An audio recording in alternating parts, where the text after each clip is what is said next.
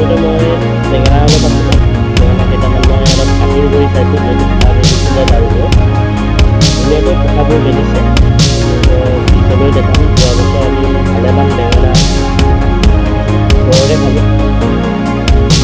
কিনিব লগা নহয় জলকীয়াও আছে জলকীয়া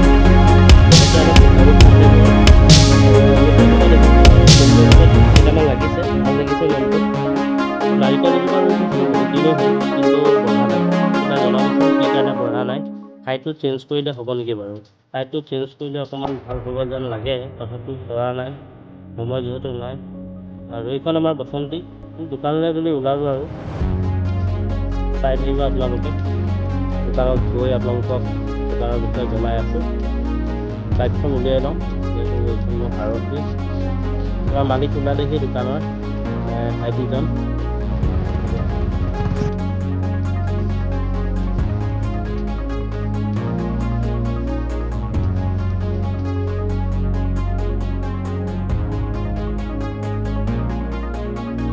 দোকান পাই গ'লোঁ এতিয়া আমি ধূপটো জ্বলাই লওঁ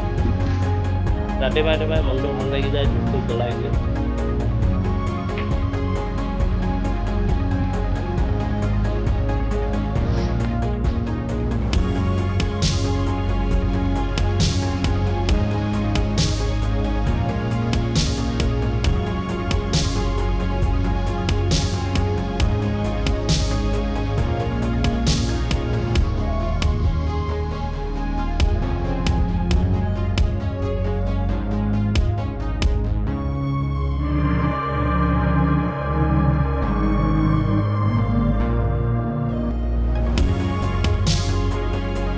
পুৰা কৰি আহিছিল তেওঁলোকৰ কিতাপৰ MCL-ৰ কনফিউজনটালৈ যিটো আপোনালোককো মই জনাই দিওঁ বুলি ভাবিলোঁ ক্লিয়াৰ হয় এতিয়া লোন ক্ৰিমিলিয়াৰ চাৰ্টিফিকেট যিটো আমি এপ্লাই কৰোঁ আৰু বহুত ষ্টুডেণ্ট হওক বা জব ভেকেঞ্চিৰ কাৰণে এইটো লাগে যোৰহাটৰ সমস্যাটো হৈছে ষ্টেট আৰু চেণ্ট্ৰেলত দুয়োটাই এপ্লিকেবল হ'বনে নহ'ব একচুৱেলি কি হয় যিটো MCL আছে লোন ক্ৰিমিলিয়াৰ চাৰ্টিফিকেট আমাৰ অসম গভৰ্ণমেণ্টে যিটো ইছ্যু কৰে এইটো চেণ্ট্ৰেল আৰু ষ্টেট দুইটাতে এপ্লিকেবল হয় তো এইটো আপোনালোকে ক্লিয়াৰ হৈ থাকিব তাৰ আপোনালোকৰ কনফিউজনটো ইয়াত মই নাইকিয়া কৰি দিছোঁ দুইটাতে কোনো ধৰণৰ ইছ্যু নাই দুইটাতে আপোনালোকে ইউজ কৰিব পাৰিব কিন্তু এইটো কেনেকৈ কি হয় ক'ত আপোনাৰ মেনশ্যন আছে মই কম্পিউটাৰৰ স্ক্ৰীণত দেখুৱাই দিম তো ইয়াৰ পিছত আপোনাৰ কম্পিউটাৰ স্ক্ৰীণত যেতিয়া দেখিব MCL-খনৰ ডিটেইলছখিনি মই আপোনালোকক বুজাই দিম কেনেকৈ আপুনি গম পাব যে এই লাইনটো আছে নে নাই এইটো আপোনাৰ নিজৰ MCL-খনত চেক কৰি ল'ব আৰু আপোনালোকৰ এই ক্লিয়াৰিফিকেশ্যন হোৱাৰ পিছত যাতে নেক্সট মই ভাবোঁ অসুবিধা নহ'ব আৰু যদি আপোনালোকৰ কাৰোবাৰ caste certificate MCL income PRC এইবোৰ এপ্লাই কৰিব লগা থাকে আমাক দিয়া এই নাম্বাৰ এটা দিয়া হৈছে এই নাম্বাৰটোত কণ্টেক্ট কৰিব বলো এতিয়া কম্পিউটাৰ স্ক্ৰীণত চাওঁ যিজন খুৰা আহিছিলে সেই খুৰাৰ পুতেকৰ MCL-খন যিহেতু আমাৰ ওচৰত আছে মই সেই MCL-খনকেই আপোনালোকৰ স্ক্ৰীণত নি কিনে দেখাই দিম ক'ত মেনশ্যন কৰা হৈছে যে এইখন চেণ্ট্ৰেল আৰু ষ্টেট দুইটাতে এপ্লিকেবল হ'ব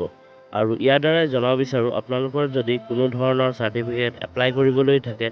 আমাৰ লগত এবাৰ যোগাযোগ কৰি চাবচোন আমি অতি কম খৰচৰ বিনিময়ত আপোনাক কামখিনি সহায় কৰি দিম আৰু আপোনালোকে কোনো ধৰণৰ ভিজিট কৰিব নালাগে আমাৰ দোকানত আহিব নালাগে আমি আপোনাক হোৱাটছআপতে কৰি দিম এইখন হৈছে MCL চাৰ্টিফিকেটখন ইয়াত ওপৰত চব লিখা আছে এই চিলেকশ্যন এৰিয়াটোৰ মাজত আপোনালোকে দেখিব পাইছে লিখা আছে যে form of certificate to be produced by other backward classes applying for admission to central educational institutions CEIS appointment of post under the Government of India এইখনেই আপোনালোকৰ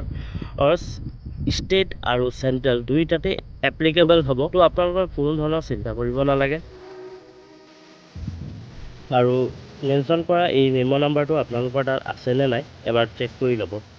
যদিহে আছে তেতিয়াহ'লে আপোনালোকে গম পাব যে এইখন দুইটাতেই এপ্লিকেবল হ'ব কোনো আপোনালোকৰ চিন্তাৰ বিষয় নাই আৰু ভাইটি এজন আহিছিলে লাইচেন্সৰ কাৰণে তাৰ এক্সাম চেকশ্যন দিয়া হৈ গৈছে লাৰ্ণাৰটো আজি এপ্ৰুভ হৈ গ'ল আৰু আপোনালোকে চাই থাকিব খোজক নতুন ভিডিঅ'বোৰ দিনটোৰ বেলেগ সময়বোৰত ভিডিঅ' বনাবলৈ বৰ অসুবিধা হৈছে, কাৰণ দোকানত থাকোঁতে কাষ্টমাৰ থাকে আৰু কাষ্টমাৰ থাকিলে ভিডিঅ' বনাবলৈ অসুবিধা অলপ পাওঁ, যিহেতু কাষ্টমাৰ এজনে নজনাকৈ যদি ভিডিঅ' এটা বনাই দিওঁ তেওঁ অসুবিধা পাব পাৰে বা তেওঁৰ আপত্তি থাকিব পাৰে। আৰু কিছুমান কাষ্টমাৰ আছে আপত্তি নাথাকিলেও ভিডিঅ'ত ওলাবলৈ অলপ সংকোচ কৰে বা ভাল নাপায়, তো সেইকাৰণে ভিডিঅ'বোৰ বনাব নোৱাৰোঁ বা নবনাওঁ। আৰু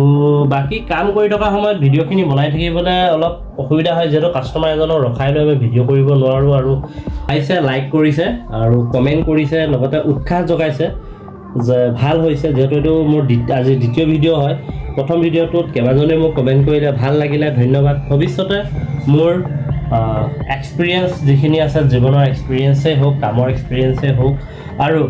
মোৰ প্ৰত্যেক দিনৰ যিখিনি এক্সপিৰিয়েঞ্চ থাকে সেইখিনি আপোনালোকৰ লগত শ্বেয়াৰ কৰিম। আপোনালোকে ভিডিঅ'বোৰ চাই কেনে পালে কমেণ্টত নিশ্চয় জনাই থাকিব। লগতে যদি মোৰ ভিডিঅ'ৰ পৰা কিবা শিকিব বিচাৰে বা আপোনালোকে মোৰ পৰা কিবা জানিব বিচাৰে বা আপোনালোকে মোৰ ভিডিঅ'ত কিবা শুধৰণি কৰিব লগা হয়, জনাবলৈ নাপাহৰিবচোন। ধন্যবাদ। আজিলৈ বিদায় লওঁ। কাইলৈ ৰাতিপুৱা আকৌ এটা নতুন ভিডিঅ'ৰ সৈতে, নতুন ব্লগৰ সৈতে আপোনালোকৰ লগত ইণ্টাৰেক্ট কৰিম, আপোনালোকৰ মাজলৈ আহিম। চাইনিং অফ, কুজ। ধন্যবাদ। শুভৰাত্ৰি।